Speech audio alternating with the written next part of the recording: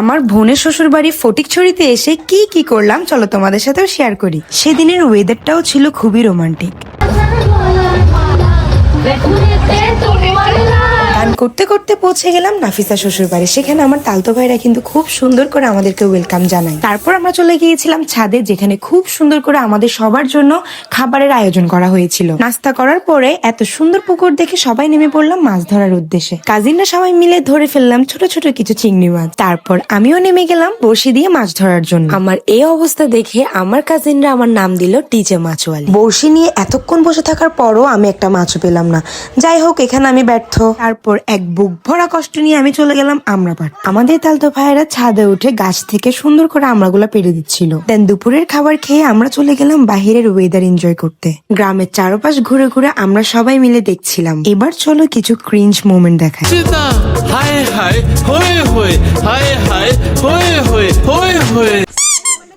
এই পানিগুলো ছিল খুবই ঠান্ডা। গ্রামের সবাই নাকি এখান থেকে পানি নিয়ে যায়, তাই আমিও টেস্ট করলাম। গ্রামের এই নিরিবিলি পরিবেশ আমাদের সবার কাছে প্রচুর ভালো লাগছিল, তাই আমরা সবাই অনেক বেশি এনজয় করেছি।